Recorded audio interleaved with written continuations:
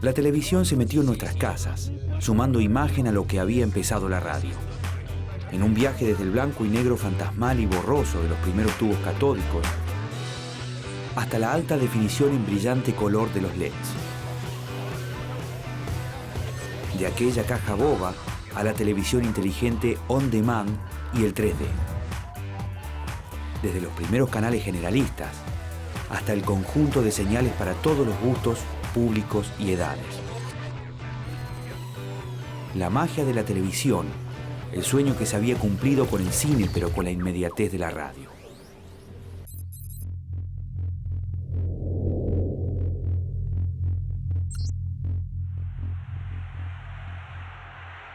En el principio fue Evita. Yo tengo una sola cosa que vale, la tengo en mi corazón, me quema en el alma, me duele en mi carne y arde en mis nervios. Es el amor por este pueblo y por Perón. El 17 de octubre de 1951, una Eva Perón ya muy debilitada dio su último discurso en lo que fue la primera transmisión oficial de la televisión argentina.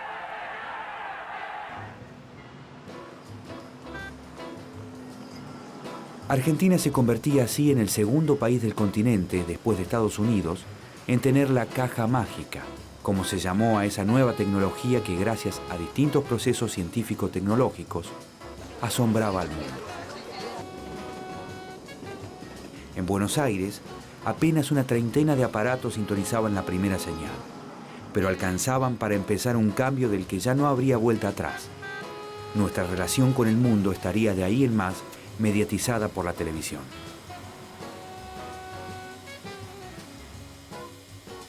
El impacto social de la televisión es central para entender la segunda mitad del siglo XX. Es decir, es de tal magnitud que resulta muy difícil entender la segunda mitad del siglo XX sin la televisión.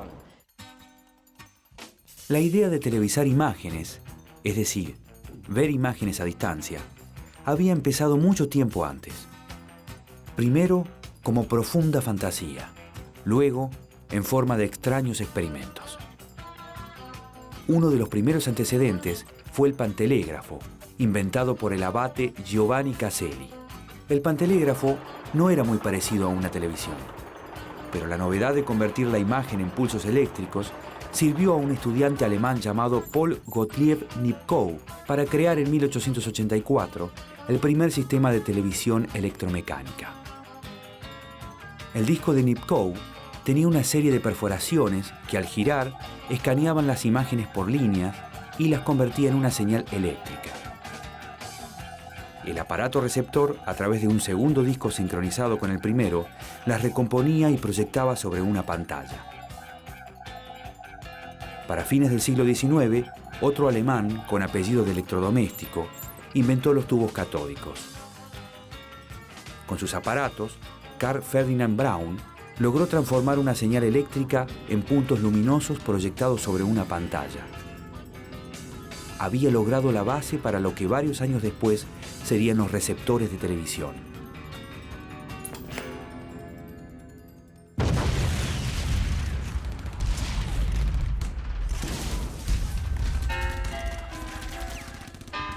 Con la experimentación técnica civil en suspenso por la Primera Guerra Mundial, los intentos de televisar se volvieron a encender en la segunda década del siglo XX.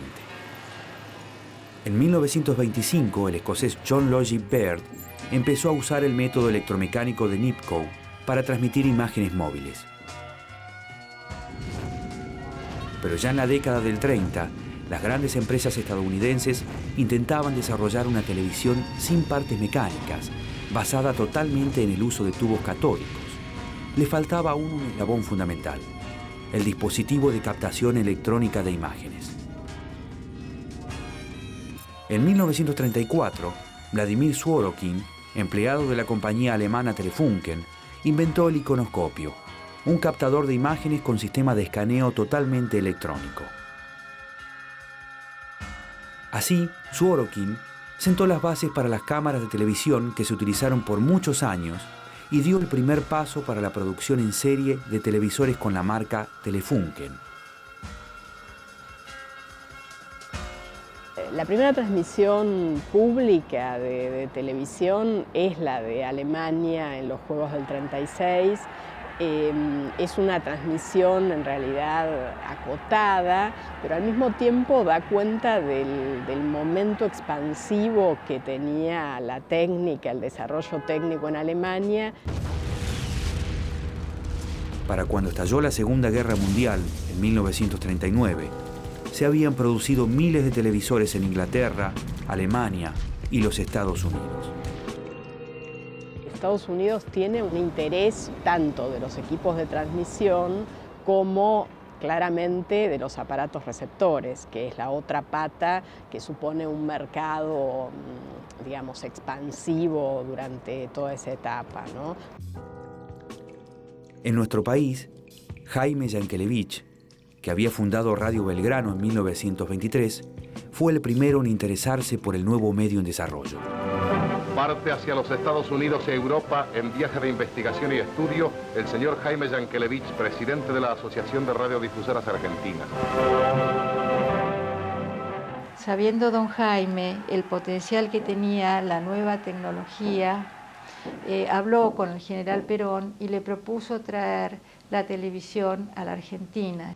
Hoy los pueblos están muy esclarecidos en razón de los medios de comunicación, de la televisión, la radio, los diarios, la revista, en fin, eso ha esclarecido las masas populares.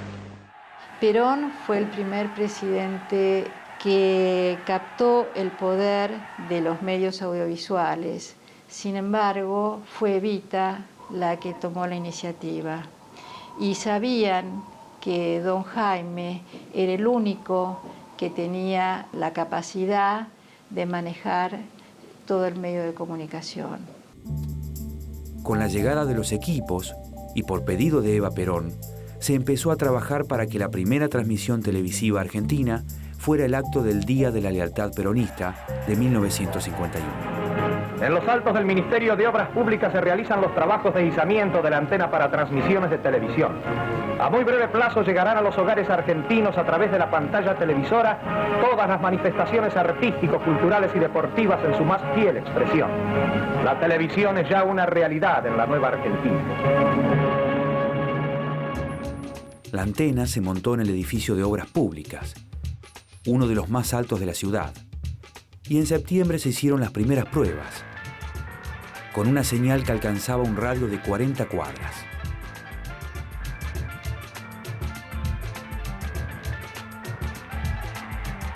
Finalmente, el discurso de Eva Perón, el 17 de octubre de 1951, inauguraba oficialmente la transmisión televisiva argentina. La señal la generaba LR3 Radio Belgrano Televisión Canal 7, con técnicos que venían de la radio. Se encontraba Enrique Susini en las cámaras, mi abuelo mirando a través de las cámaras y dirigiendo la transmisión, y en las cámaras estaban Samuel Yankelevich, Pancho Guerrero, el Globo Fontanals y Alberto Moneo. En una ventana del Banco Nación se pusieron dos cámaras que tomaban toda la plaza con la gente y otra se puso en el medio. Y se pusieron también cámaras conectadas directamente a un camión en Diagonal Sur, en la vidriera de algunos negocios para que la gente fuera a ver. Fue la primera vez que la gente vio televisión, porque nadie tenía. Ahí fue donde realmente empezó todo esto, ¿no? En noviembre de 1951 se iniciaron las transmisiones regulares de Canal 7, que iban de 5:30 de la tarde a 10:30 de la noche. Eran pocas horas por día, pero una vez que la televisión se encendió, ya no se apagó más. Las primeras emisiones eran la transposición de programas de radio con agregados del teatro o el circo. No eran aún formatos propiamente televisivos. Hubieron muchos baches con las luces, que se les prendía una, se les apagaba otra, les daba sombra y todo eso iba en vivo. En el programa patrocinado por la Dirección General de Cultura, el comentarista Adolfo R. Avilés promueve un debate libre en televisión sobre la situación actual del cinematógrafo, al que asisten Nelly Meden, Torre Nilsson, Saulo Benavente y Mario Lugones. Y además en los barrios, el que tenía televisión ponía la televisión en el balcón y la gente se juntaba a ver televisión.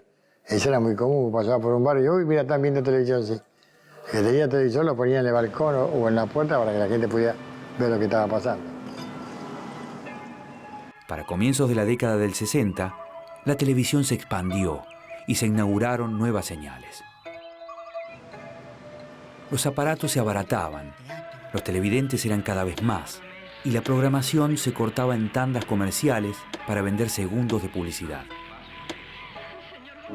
Llegó Glade, el nuevo y sensacional desodorizante de ambientes. Glade deja una fragancia limpia y fresca que da gusto respirar. Además, los programas empezaban a mostrar formatos propios de la televisión.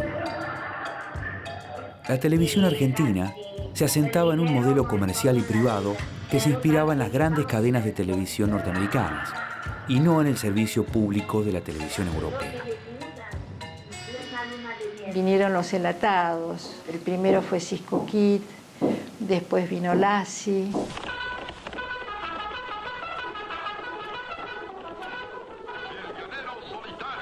El Llanero Solitario, Rin Tin Tin, y todos tenían su patrocinante y tenían su característica especial, igual que en la radio. Para la década del 70, los cambios tecnológicos generaron un salto trascendental en la televisión. Los recursos técnicos de producción permitían grabar y luego editar.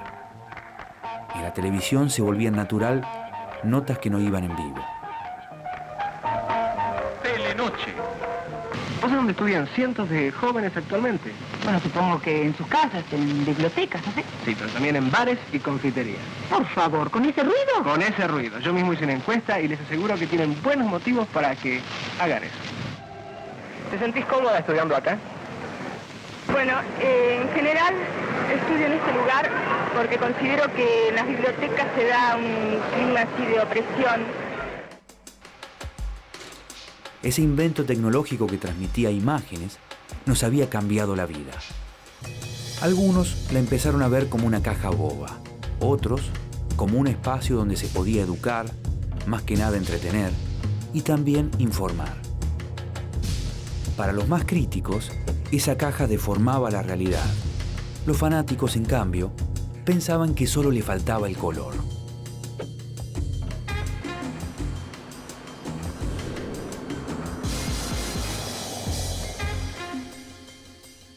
La televisión a color comenzó en Estados Unidos en 1953. Para lograr emitir imágenes a color, se utilizaba la norma NTSC. Si bien fue pionera, tenía problemas con la estabilidad de ciertos colores, por lo que durante años fue motivo de quejas de los televidentes y produjo comentarios jocosos. Pero el NTSC no fue el único sistema de televisión a color. En Francia y en la Unión Soviética se utilizaba la norma SECAM y en Europa la norma PAL. Cada norma variaba sus estándares técnicos para lograr emitir imágenes en color. Mientras que en Europa se utilizaba el PAL-B, la televisión a color en Argentina se definió por la norma PAL, en versión N.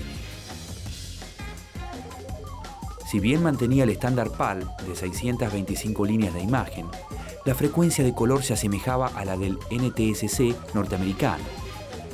Esta mezcla permitía que la transmisión se viera también en los antiguos televisores blanco y negro, fabricados según tecnología estadounidense, pero hacía que la norma argentina fuera prácticamente local y tuviera problemas de compatibilidad con materiales del exterior. El estreno a todo color fue durante el Mundial de Fútbol de 1978, pero el color solo se pudo ver en el exterior. En nuestro país, y por cuestiones de adaptación técnica, incluso los que hubieran importado un televisor a color sintonizaban los partidos en blanco y negro. Apenas algunos cines o circuitos cerrados de televisión emitían el Mundial a color, gracias a una señal especial que les llegaba por cable coaxial. Las transmisiones a color empezaron 2 años después, cuando Canal 7 se volvió ATC, Argentina Televisora Color. Yo creo que la llegada del color en la Argentina es un episodio que de alguna manera concentra varios de los temas centrales de los medios durante la dictadura. Señora Blequis, la busca. ATC era público y oficial, mientras que los otros canales habían sido intervenidos por las Fuerzas Armadas.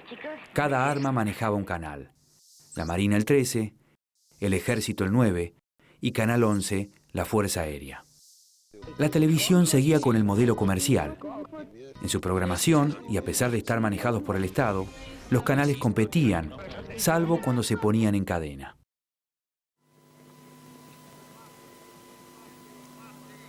El combate de Puerto Argentino ha finalizado. Malvinas queda como el primer documento televisivo en color y de alguna manera funciona como una bisagra. Si uno ve la mayor parte de los documentales que se hacen sobre la dictadura después, esos documentales toman la dictadura en blanco y negro. El archivo que se utiliza es fundamentalmente en blanco y negro. Y a partir del 83 se utiliza archivo en color.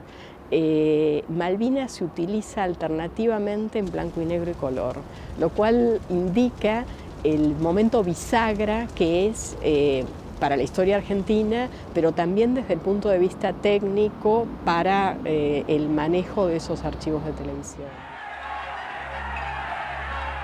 Cuando volvió la democracia, la televisión la mostró a todo color. Los canales respiraron de nuevo, las listas negras se dejaron atrás y la televisión se destapó. Hitachi, qué bien se te ve. Hitachi, qué bien se te ve. Con Hitachi se te ve muy bien, muy bien. Hitachi, qué bien se te ve. ¡Qué bien! Hitachi, qué bien se te ve. La técnica seguía variando. Los televisores nuevamente se agrandaron y decir 20 pulgadas se volvió una medida normal. Y si bien se había desarrollado en Estados Unidos varios años atrás, para mediados de los 80 hizo su aparición en Argentina un aparato que cambiaría la manera de mirar, de hacer y de pensar la televisión. El control remoto. El fenómeno hasta traía una palabra nueva. Había nacido el zapping. Se zapeaba entre pocos canales, pero entonces apareció la televisión por cable y el zapping estalló. Utilizado como alternativa en pueblos pequeños sin señal de televisión por aire, el cable ofrecía una mayor variedad de señales.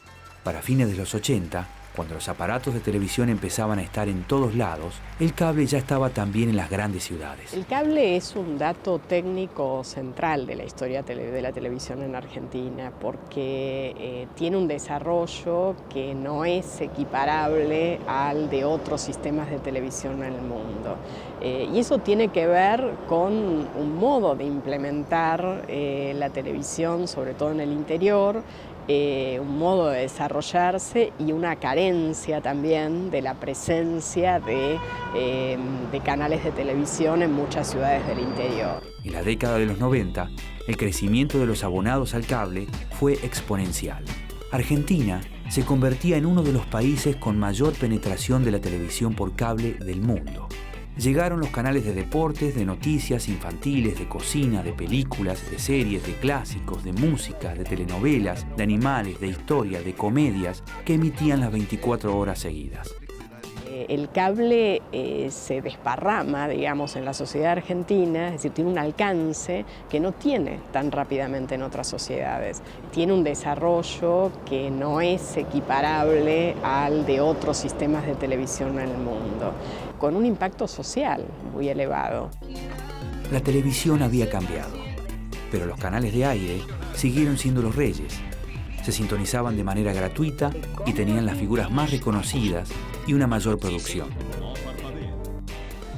Así es que mantuvieron su carácter generalista, con programación para todas las edades y variedad de intereses.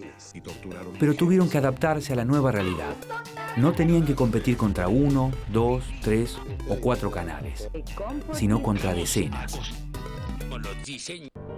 El contacto físico, es decir, la presencia de cuerpos, de caras, de voces, de miradas en la televisión es un dato fundamental para entender el tipo de creencia que la televisión construye. La televisión había profundizado su modelo comercial.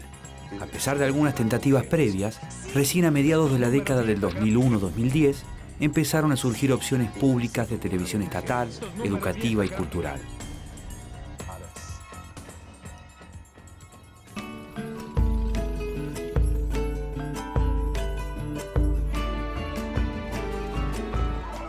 Y entonces algo que parecía menor volvió a cambiar la televisión. En 1988 había aparecido el primer aparato LCD y desde ahí lentamente se empezó a mejorar. Su pantalla era plana, tenía más calidad y lo más importante, era rectangular. La televisión había sido históricamente cuadrada, pero ahora crecía por los costados. Tenía que ver con otro cambio profundo. Lo que era analógico se volvió digital. Hay formatos estándar, hay formatos de alta definición, hay formatos digitales. Toda esa convivencia está siendo aún, no te digo complicada, sino que es una adaptación más que nada de formatos. En 2010, Argentina comenzó a implementar la televisión digital. La señal digital tiene una mayor compresión, lo que permite más oferta de señales en el mismo ancho de banda y una mejor calidad de imagen. La televisión ahora se puede ver en alta definición. Como con el color, se desarrollaron distintas normas técnicas, la estadounidense, la europea y la japonesa. En alianza con Brasil, Argentina eligió la norma japonesa para digitalizar su televisión. A la televisión analógica de aire, que es la tradicional, y a la oferta del cable, se sumó ahora la oferta pública y gratuita de televisión digital abierta. El OneSec, que lo podemos monitorear ahí, está preparado para ser recibido por dispositivos móviles, como por ejemplo celulares, donde podemos ver la televisión digital abierta y gratuita en cualquier lado. Los aparatos de televisión ofrecen ahora una serie de opciones que para un espectador tradicional parecen infinitas. Además de una mejor calidad de imagen y colores más nítidos, se puede ver Internet en el mismo receptor y utilizar opciones a demanda según nuestro gusto. Los alrededor de 7.000 aparatos de televisión que había para mediados de la década del 50 se convirtieron en bastante más de 9 millones. Uno de los datos fuertes tiene que ver con que la televisión construye ritualidad, es decir, organizó la vida cotidiana de mucha gente. Hoy la televisión llega a más del 95% de los hogares argentinos, con cifras de 480 televisores cada 1.000 habitantes, lo que quiere decir que en muchos hogares hay más de un aparato de televisión. En blanco y negro, o color, estándar o alta definición, en pantallas cada vez más grandes y a la vez más chicas, inteligente o en 3D, la televisión nació y fue mutando, pero sigue siendo siempre televisión, la que educa y entretiene, la que informa, la que se mantiene prendida y nos permite ver cómo es la realidad. ¿O es que la televisión construye una nueva y propia realidad, la que es parte de nuestras vidas y nos acompañó desde siempre? ¿O alguien se puede imaginar nuestra vida sin ella? La televisión. Todo lo que está sucediendo esta noche aquí se está viendo en Buenos Aires y en la República Argentina absolutamente en forma directa por el satélite. Es muy emocionante. Es emocionante porque es lo que nosotros queremos siempre, la comunicación a través de la televisión, pero ahora en forma absoluta y totalmente directa. Nuestro aplauso. Gracias. Gracias. luego en mi tristeza hoy debo que lo he sido el pobre vida falla como una buena mujer. Tu presencia de bacana puso calor en mi nido, fuiste buena consecuencia y yo sé que me has querido como no quisiste a nadie, como no podrás querer. Llego del remente cuando vos pobres cercanas campeaban las pobreza en la casa de Pendido. Hoy sos toda una bacana, la vida te ríe y canta, los solajos de neobarrio, los piratas marchanza, como juega el gato maula.